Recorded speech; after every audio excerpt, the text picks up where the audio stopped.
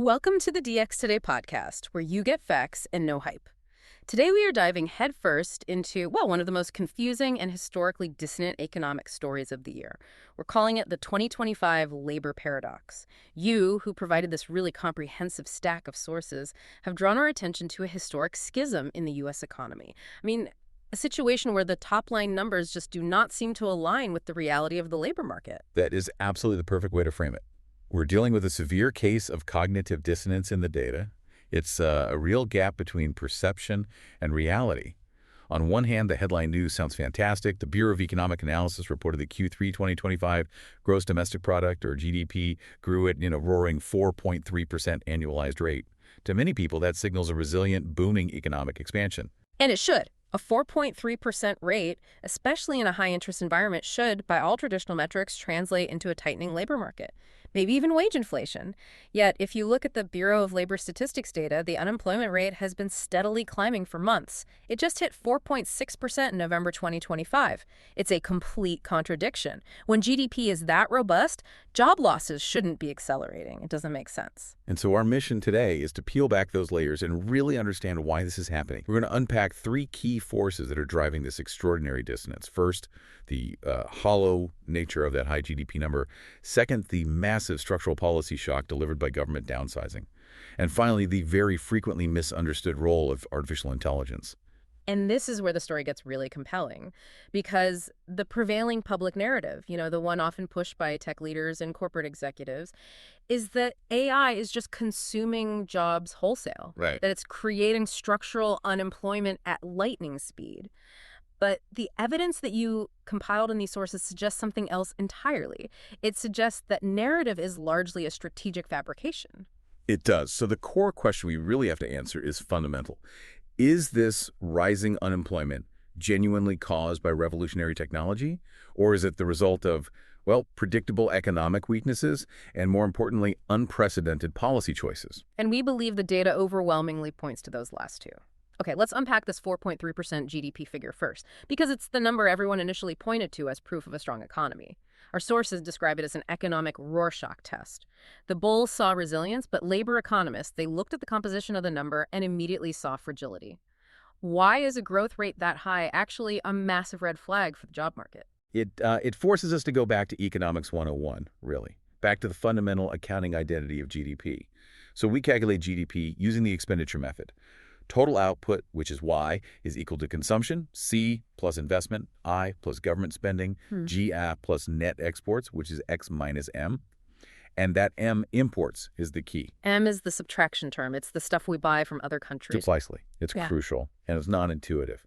M represents goods produced elsewhere that satisfy our domestic demand, so we have to subtract it to measure only domestic production. Okay, so if M, imports, goes down dramatically, even if consumption and investment are just flat, the overall GDP number, Y, mechanically gets a massive boost. It's a statistical trick of the accounting ledger, not a reflection of genuine economic activity. You got it. And in Q3 2025, we witnessed a monumental trade anomaly that created this exact statistical artifact. Businesses had spent the first half of the year anticipating these severe tariffs that were being threatened and subsequently implemented by the administration. So they engaged in a classic pull-forward inventory cycle.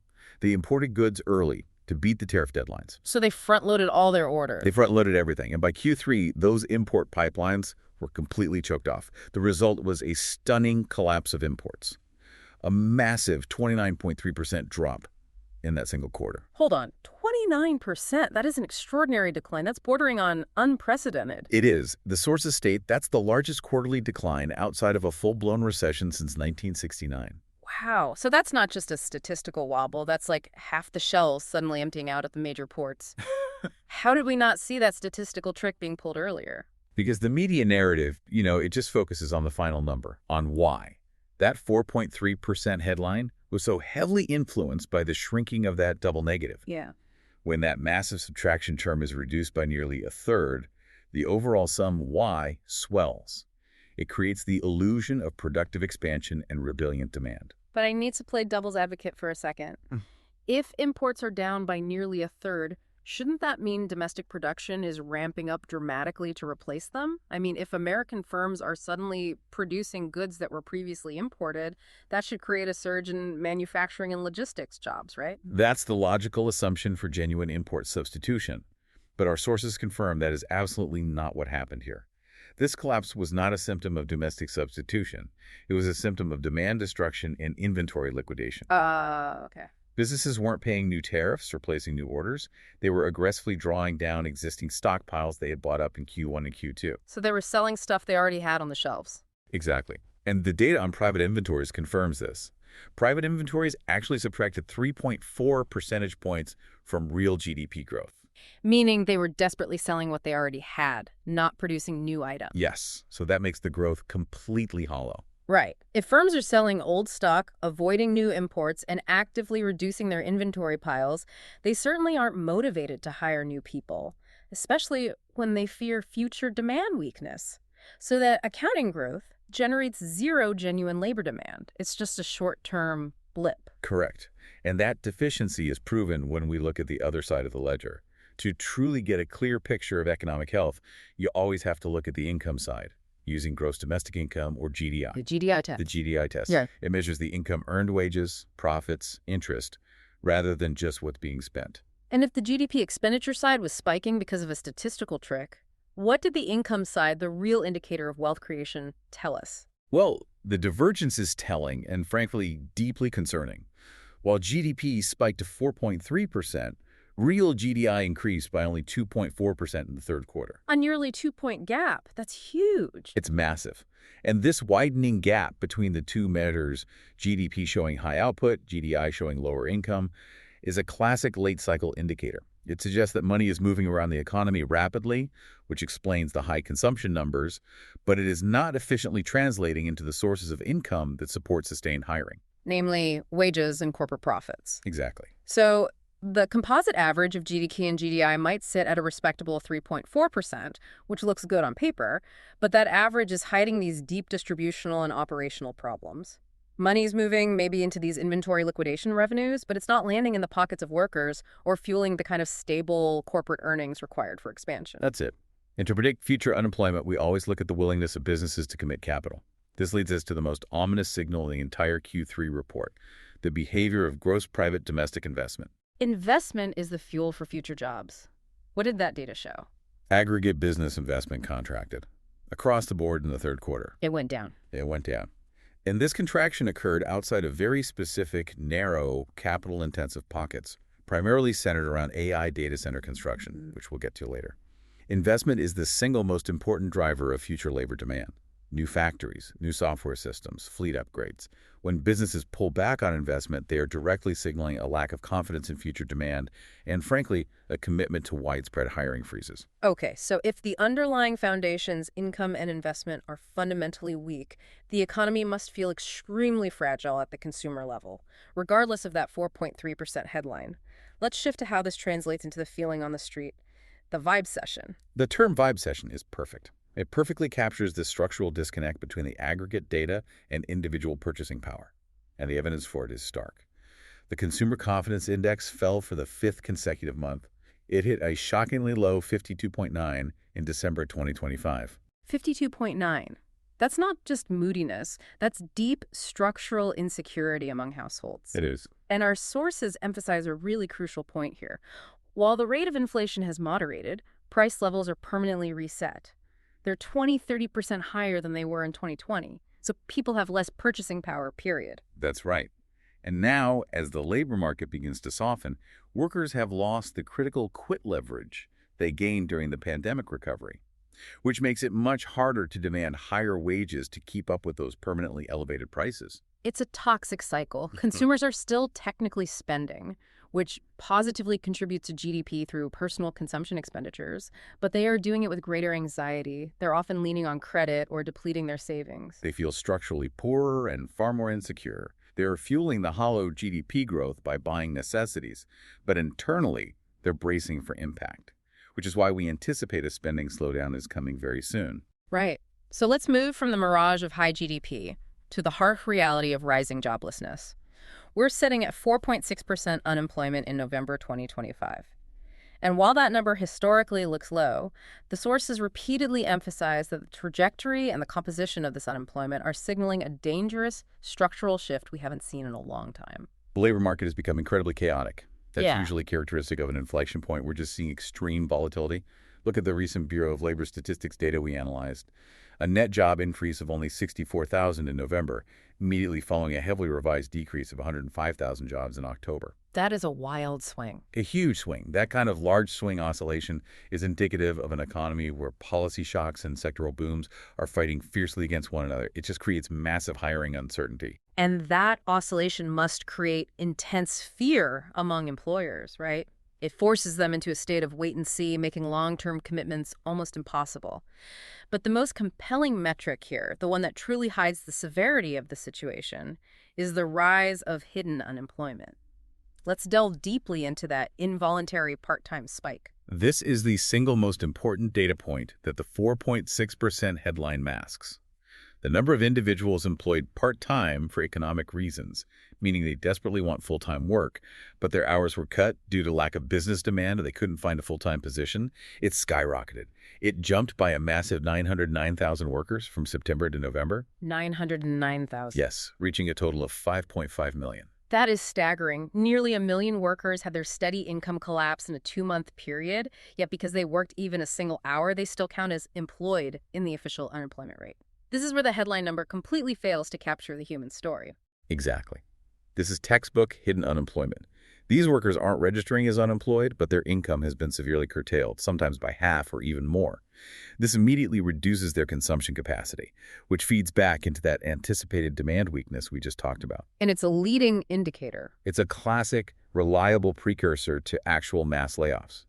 Companies almost always cut hours first before they cut heads entirely. That 909,000 figure suggests a wave of formal layoffs is already baked into the system for Q1 of 2026. And the unemployment that is visible isn't hitting everyone equally. Our sources describe this as a barbell effect, or maybe more accurately, a recession, focused on white-collar administrative and professional services. Who is bearing the brunt of these cuts? This is fundamentally a white-collar recession, but with interesting extremities. It's affecting the very young who are struggling to enter the labor force, and the mid-career professionals who are often viewed as expensive bloat. Manual labor and senior executives generally are better protected. And the spike at the entry level is alarming. Teen unemployment for 16 to 19-year-olds spiked to 16.3% in November. It did.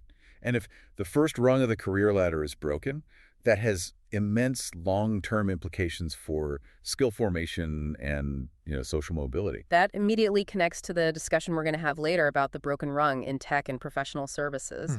If junior positions are just disappearing, where do these young, highly motivated workers gain the necessary experience? It creates a structural deficit. But we also have to address the severe demographic disparities that are revealed in the sources. The burden of this rapid structural adjustment is falling disproportionately on minority professionals, particularly in administrative and corporate functions that are the first ones targeted by these efficiency drives. And the data is really stark on this. It's painful. The unemployment rate for Black females surged from 6.1% in November 2024 to 8.1% in November 2025. A 200 basis point jump in a single year? That rise is extremely fast, and our sources note that the disparity gap is the highest it's been in nearly a decade. It's a critical finding. And it suggests a harsh reversal of the diversity, equity, and inclusion, or DEI hiring boom that followed 2020. As corporations engage in deep, cost-cutting, targeting roles they deem non-essential, like administrative assistants, middle managers in HR, or data compliance officers. Areas where diverse hiring often accelerated after 2020. Exactly. Those gains are being erased first and fastest. It provides painful statistical evidence of who bears the immediate, heaviest cost when corporate retrenchment and efficiency mandates kick in. We're also seeing a very peculiar educational stratification. Unemployment is rising for both the least educated, which you'd expect with manufacturing and retail contraction, but also for the most educated, master's and PhD holders. That contradicts the traditional idea that education is the ultimate shield against an economic downturn. It absolutely does. The credentials premium is not offering protection against this specific flavor of recession. The target is the administrative function itself, regardless of pedigree. If you are a highly paid mid-career professional working in data modeling for finance, or compliance for tech, or a regulatory role for the government, your position is seen as costly bloat ripe for replacement. Replacement by automation or, as we'll see, just policy deletion. Right. The intellectual firepower is still there, but the economic function has been structurally targeted. This brings us squarely to the core economic debate defining 2025. Is this unemployment primarily cyclical or structural? We have to use the terms precisely for you, our listener, who provided these sources. Cyclical unemployment is temporary. It's caused by short-term factors like high interest rates or a temporary drop in consumer demand. When the economy improves, these jobs come back. Structural unemployment, conversely, is permanent. It's caused by long-lasting shifts. Technological replacement, globalization, or, most relevantly here, a permanent deletion of an economic function due to policy changes. These jobs do not come back. It creates persistent skills mismatches. So what does the evidence from the source material suggest? Which one is it? It suggests we're operating under a hybrid model with a rapidly escalating structural component. A hybrid model. Yes, we certainly have cyclical elements. The slowdown in residential construction, for instance, is highly sensitive to the Fed's current 3.50–3.75% interest rate range. If the Fed successfully cuts rates, those construction jobs will likely return. But the defining feature of the 2025 paradox, the component that's going to cause long-term pain, is that structural element. Precisely. The jobs lost in the federal government, the massive cuts we're about to discuss, are almost entirely structural. If a specific federal grant administrator role is permanently dissolved, that economic function has been deleted by an act of policy. Cutting interest rates will certainly stimulate demand for new housing, but it cannot retrain that 45-year-old regulator to become a GPU cluster engineer. And it won't resurrect the regulatory function that was permanently removed. Exactly. This structural hardening of unemployment is the single most significant long-term danger signal in all of this data. So we've established the underlying economic environment is shaky, investment is contracting, and income growth is weak. But our sources point to one specific, massive, immediate lever that tipped the labor scales. And frankly, it's not what everyone is arguing about on cable news. Let's talk about the policy shock delivered by the Department of Government Efficiency, or DOGE. I find the conclusion that policy, not AI, is the primary driver surprising, but the data supporting it is just staggering. It is the single largest non-market-driven event impacting the labor force in 2025. The DOGE policy shock represents an unprecedented, radical deflationary fiscal shock that actively separated employment from GDP growth. Its scale is historical. Now, before we delve into the numbers, we have to maintain impartiality here, as the sources do contain politically charged material. The administration responsible for these cuts would argue that cutting non-essential jobs is efficient and fiscally responsible. How do our sources frame the stated rationale for the DOGE initiative versus the observed economic outcome? That's a crucial distinction to make. The stated policy goals, as cited in congressional testimony and public documents, were explicitly about efficiency, deregulation, and addressing the national debt by reducing the size of the administrative state. The bloat we talked about earlier. The bloat. The underlying assumption was that technology could easily absorb the workload, or that the workload wasn't necessary in the first place. The goal was long-term fiscal health through short-term administrative streamlining. But the observed outcome? The observed outcome was the immediate, violent economic shock we are documenting, the largest peacetime contraction of high-wage earners in American history. Okay, so what are the hard numbers? How large is this downsizing? The figures are truly immense. Since January 2025, the federal payroll has shrunk by approximately 271,000 employees, and by the end of the year, the total reduction is expected to exceed 300,000. 271,000 federal workers removed from the payroll in less than a year. To put that in perspective for you listening, that's equivalent to eliminating the entire workforce of a city the size of Anchorage, Alaska. Or the entire active duty roster of the U.S. Navy. That scale is precisely why our sources emphasize the historical context. This reduction surpasses both the post-Korean War and the Cold War demobilization periods. In terms of the speed and magnitude of administrative job cuts, yes. It is not merely budget cutting, it's a radical, deliberate deconstruction of vast swaths of the administrative state, regardless of the immediate economic consequences. And how did they achieve this so quickly? Traditional federal reductions in force, or RAFs, they're usually slow, bureaucratic, highly contested processes. They used a very clever, aggressive, and strategically designed tactic that our sources call the soft layoff. The soft layoff. Yes. While formal RAFs were certainly deployed, the key mechanism was the implementation of aggressive return-to-office mandates. These often required 5-day in-person attendance in Washington, D.C. or regional centers, and they targeted agencies that had become largely distributed and remote during the pandemic. I see the cruelty and the efficiency of that maneuver. For the thousands of federal employees who had moved away, maybe to manage family situations or lower costs of living, or who simply could not sustain a 5-day commute into the DMV area, they were forced into an impossible choice. Correct. They were forced to resign. This allowed the administration to achieve massive, rapid self-selection, or attrition. Which is politically less volatile than mass firings. And critically, it allowed them to avoid paying out mandatory severance packages and unemployment costs in many cases. It was a harsh, strategic way to thin the ranks while minimizing immediate fiscal pain for the administration. But it transferred that pain directly to the individual worker and the local economy. Exactly. That is the policy engine of structural unemployment operating at full throttle. And the shock doesn't stop at the 271,000 civil servants. We know that the government relies so heavily on a vast network of private contractors. And the economic impact is multiplied exponentially because of what we call the contractor multiplier. The federal government relies on this massive ecosystem of private consulting firms, IT specialists, security logistics, and professional services. Conservative estimates from the sources suggest a 1-to-1 or even a 2-to-1 ratio of private contractor jobs lost for every federal job cut. So for every one federal employee cut, 1 or 2 private sector jobs disappear with them. Yes. When an entire federal agency or a specific regulatory function is dissolved due to DOGE, its associated private contracts are often terminated immediately or phased out rapidly. So if 300,000 federal employees are cut, we could be looking at another 300,000 to 600,000 highly specialized contractor jobs evaporating almost simultaneously across the country. That's potentially 1 million jobs lost because of one policy decision. That's the true ripple effect, and we have objective third-party validation of this scale. Challenger, Gray, and Christmas, the industry's leading firm that tracks layoff announcements, isolated DOGE impact as the leading reason for job cuts cited by companies in 2025. The leading reason? The leading reason. It accounted for nearly 293,753 announced layoffs across public and private sectors combined. And it primarily affected the consulting, IT, and administrative support industries that are so dependent on federal dollars. That near 300,000 figure, linked explicitly and directionally to government cuts, fundamentally validates the thesis.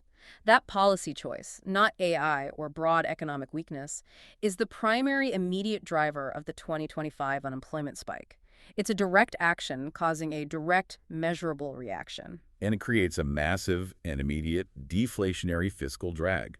We're talking about the sudden removal of, conservatively, 500,000 middle to high income earners, civil servants, and their contractors from the national consumption pool. These are people who previously earned GS-13, GS-14, GS-15 salaries or high consulting fees. Right. Their removal creates a substantial localized demand hole that will absolutely weigh heavily on Q1 and Q2 2026 consumer spending data. And that drag is far from evenly distributed. The geographic concentration of this shock has created what sources are calling a localized depression in the DMV region, Washington, D.C., Maryland, and Virginia. The data on the DMV is alarming. The region lost 33,000 jobs through September 2025, and the projections are hitting 50,000 when the full contractor data is finalized. That is the worst economic performance for the capital region since the depths of the Great Recession. It is. The pain is not just abstract. It's being felt on main streets across northern Virginia and suburban Maryland. I can imagine the ripple effect just cascades down instantly. High-end real estate and rental markets immediately stall as the prime buyer and renter pool evaporates. The GS-15 grant administrators, the specialized private consultants earning 6 figures, gone. And then local services that catered to these high-wage professionals, the high-end restaurants, specialized retail, even the neighborhood dry cleaners are seeing revenue collapse. And this completely reverses the historical norm. Historically, federal employment served as the DMV region's counter-cyclical safety net. If the national economy dipped, D.C. was usually insulated because federal operations were stable or even expanded. But in 2025, that immunity is lost. The government is the cycle of job loss. It's turned D.C. from a recession-proof region into the structural epicenter of the job crisis. This is a profound shift in regional economic stability. Okay, now we have to address the elephant in the public conversation. The one that corporate America desperately wants us to focus on, artificial intelligence. The core thesis of the source material is powerful, that AI is largely a scapegoat. So let's pivot and confront this question.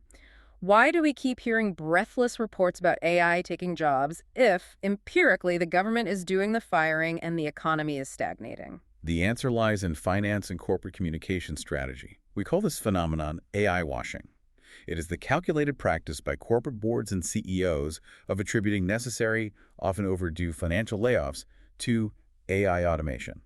This strategy signals innovation to shareholders, even when the underlying drivers are purely financial. Things like margin preservation, debt reduction, or just correcting the massive overhiring that happened during the pandemic. Exactly. It's pure investor relations. It's about how the cost-cutting is framed to Wall Street. It seems like there's a clear fiduciary incentive for CEOs here. There is. If you announce cuts and you attribute them to demand weakness or failure to integrate mergers, your stock is immediately punished. Your PE ratio sinks. But if you frame the same cost-cutting as optimizing for technological transformation or fueling future efficiency with generative AI, Investors reward you with a higher valuation multiple. They project exponential future productivity gains. it's a cheap way to increase shareholder value without delivering any actual productivity yet. And the data supports this narrative pushing. Companies explicitly cited AI for over 54,000 job cuts in 2025. That's a large and attention-grabbing figure. But our sources argue that the functional, operational evidence shows AI was nowhere near ready to replace these roles. That is the absolute crucial distinction between the narrative and the operational reality.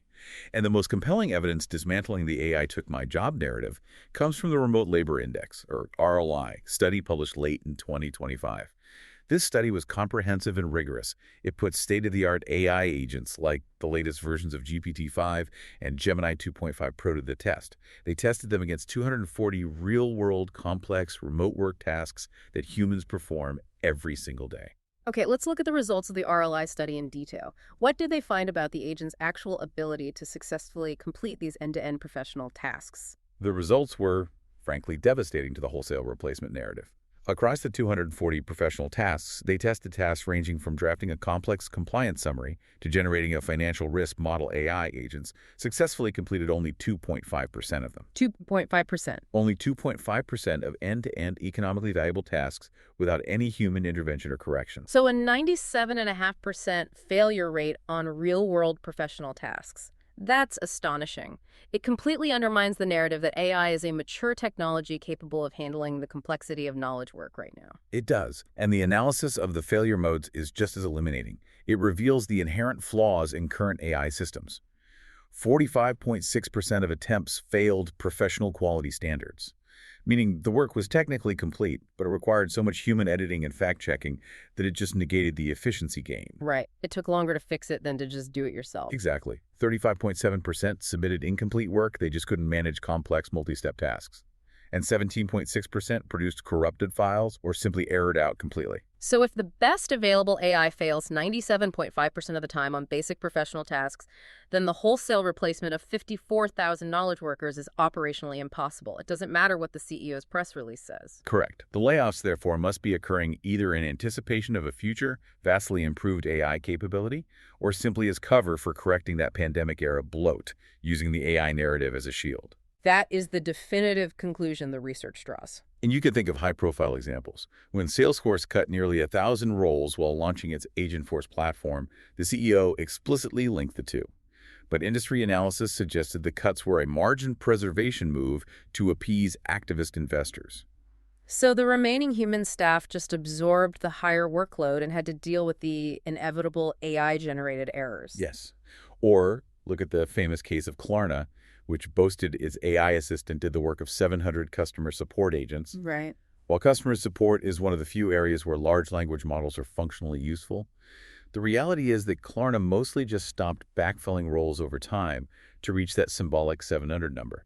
They didn't actively fire 700 currently functioning people because the bot was definitively superior on day one. It's always an efficiency narrative used to prepare for a financial event, not a statement of current technological capability. However, we do have to acknowledge that some displacement is real, even if it's not the wholesale replacement we hear about. Where is that genuine task encroachment happening, causing measurable job loss? It's happening at the bottom of the career ladder, which creates the broken rung problem we mentioned earlier. Entry-level software engineering roles have declined by nearly 20% across the industry. 20%. Yes. And AI coding assistants like GitHub Copilot are highly effective at rudimentary tasks. They make a senior engineer 30–40% more productive. And that eliminates the need for the junior developer to handle the grunt work of writing boilerplate code, debugging simple scripts, and managing documentation. So the senior engineer gets a productivity boost and a raise, but the aspiring junior developer who desperately needs that grunt work to learn the job finds the career ladder has been sawed off right where they need to step onto it. It's a structural barrier to entry. Exactly. And outside of the formal corporate statistics, the gig economy has suffered a massive collapse in demand for freelance writers, translators, basic graphic designers, and entry-level content creators. They show up in the underemployed data, contributing to that involuntary part-time spike as victims of rudimentary generative automation. But they aren't part of the headline corporate layoff announcement. No. Let's tie this all back to the macro picture. If AI isn't functionally taking all the jobs, what is the real financial engine behind this massive dichotomy? It must be the spending itself, the AI bubble. The AI bubble provides the definitive financial explanation for the paradox. It represents a massive, deliberate reallocation of capital that is structurally hostile to labor. We're seeing capital move aggressively from labor operating expenditure, or OPEX, to infrastructure capital expenditure, or CAPEX. This is why companies are firing people despite reporting decent revenues. They are cutting the headcount budget to fund the GPU budget, pure and simple. That is the trade-off. And it's amplified in this high interest rate environment. With the Fed funds rate at 3.5%, capital is expensive. Big tech Meta, Microsoft, Google, Amazon, they're locked in an AI infrastructure arms race that is projected to cost over $1 trillion by 2026. $1 trillion. This is a capital expenditure spree that dwarfs historic projects like the Apollo program in scope and speed. And NVIDIA's Q3 2025 revenue of $57 billion definitively confirms that the infrastructure spending spigot is wide open. The infrastructure phase of this bubble is fully inflated. But capital is finite. When a major player like Meta increases its CapEx forecast to an eye-watering $72 billion, they cannot afford both that massive investment and maintaining or growing their existing high operating expenses. Salaries, benefits, office space. Right. They are cutting OPEX salaries and jobs to fund CapEx, which is GPU clusters and data centers. The money is simply moving from human pockets to data center cooling systems. And what about the application layer? The thousands of AI startups we heard so much about in 2023 and 2024. That is where the bubble is actively bursting. And it's creating yet another source of structural unemployment, especially for highly credentialed tech workers. Our sources describe a wrapper collapse. Thousands of startups were built merely as wrappers around existing large language model APIs. They offered novel business models but possessed no defensible technological moat or proprietary data. They lacked proprietary technology. They were just selling a service on top of someone else's engine. Exactly. The prediction that 99% of these API wrapper startups will fail by 2026 is currently playing out. It's fueled by tightening capital markets and plunging VC funding for growth stage companies. This mass die-off is contributing significantly to the high-tech unemployment rate, which is currently at 4.0%. And these are not AI layoffs due to automation. No, they are failed business model layoffs, but they are still permanent structural job losses. So we have two distinct types of AI-related unemployment: the financial cutbacks to fund the massive CapEx sink, and the failed application layer. And neither is substantially about AI currently doing the complex work of a professional knowledge worker yet. It is the promise of AI doing the work that is causing the job cuts.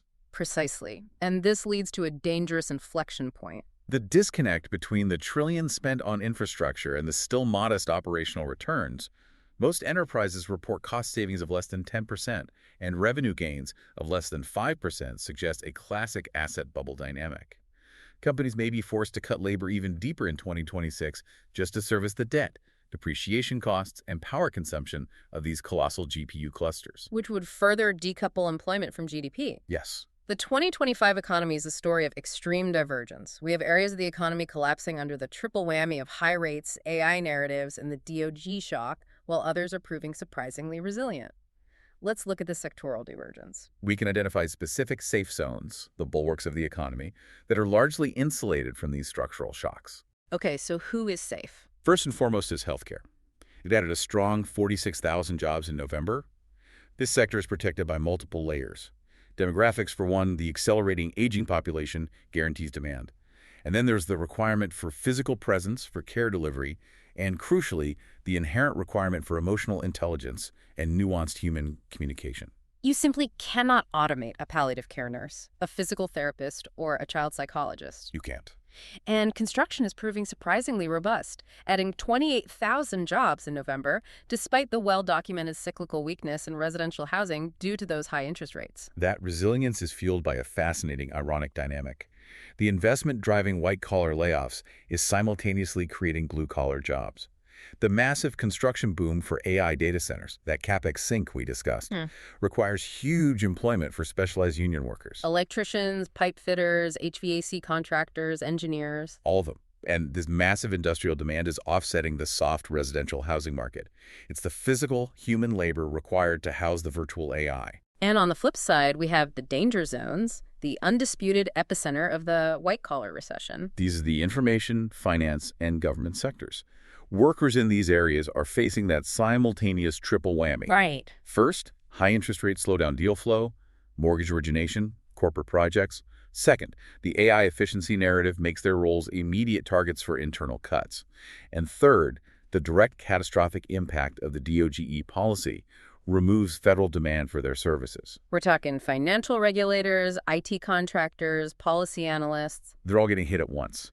These sectors are collapsing simultaneously, structurally driving up the national unemployment rate. So what does this uneven landscape mean for the forward trajectory? As we look toward the start of 2026, where is the period of maximum economic danger?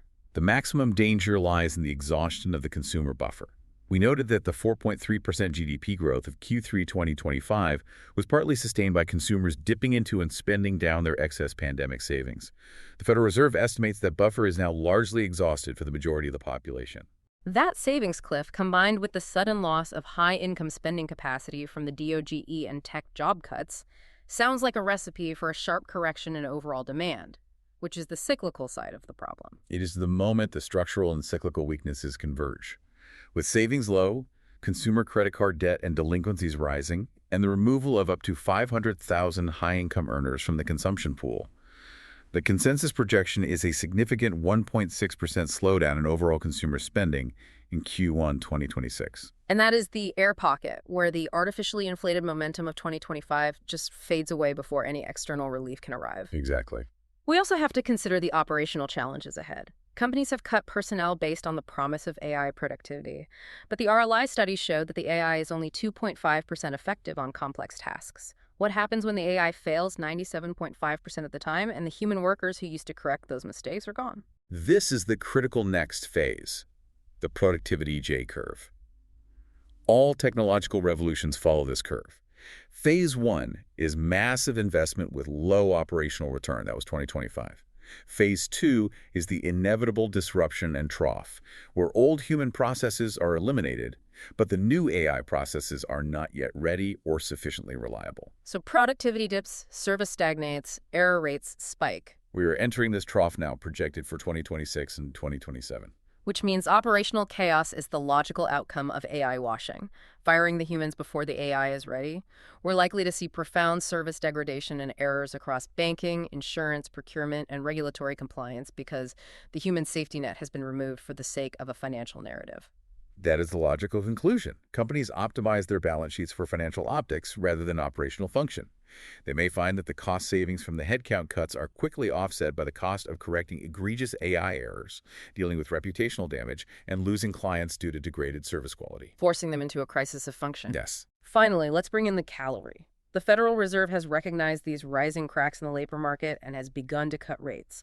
They're now sitting in the 3.50 to 3.75% range. This should help, shouldn't it? The cavalry is on the way, but monetary policy operates with a notoriously long lag. The rate cuts instituted in late 2025 will not impact the real economy, the investment decisions, the encouragement of home building, the business loan approvals, until late 2026 at the earliest. And that delay creates a critical, dangerous gap. It does. The immediate painful policy shock from DOGE and the convergence with the savings cliff are manifesting much faster than the Fed can possibly fix the cyclical problems. Meaning the worst of the labor market pain is still ahead of us in early 2026. That is what this data stack indicates. The structural problems defined by policy and capital allocation have already done their damage. We are simply waiting for the cyclical hangover to arrive in the form of that consumer spending air pocket. So, what does this deep dive mean for you? Who brought these sources to us? If we pull all these disparate, contradictory threads together, the core thesis is inescapable.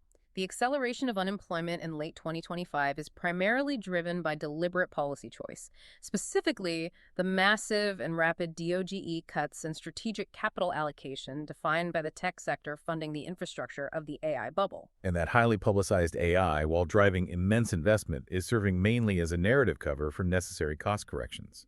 It is not, based on the RLI data, functionally ready to replace the knowledge worker in 97.5% of complex professional tasks. We are experiencing an economic moment defined by political action and financial strategy, masked by the intoxicating promise of technological futurism. The paradox is that the underlying U.S. economy, as measured by GDP, is robust enough to technically absorb the sudden removal of 500,000 people from the federal payroll ecosystem. But it's fragile enough that those cuts are causing immediate, measurable, and severe structural pain, especially in localized regions like the DMV. Indeed. And so given the compelling evidence of operational failures documented by the Remote Labor Index study and the likely chaos caused by premature automation across key sectors in 2026, the critical question for you to consider is this. Will the ensuing operational chaos and service degradation resulting from firing the humans before the AI is ready force major companies into a panicky structural rehiring cycle in late 2026 or 2027? A cycle just to stabilize their core business functions and maintain quality of service. That forced reversal, a sudden panic demand for experienced human workers, would be the true, definitive sign that the application layer of the AI bubble has finally and publicly burst.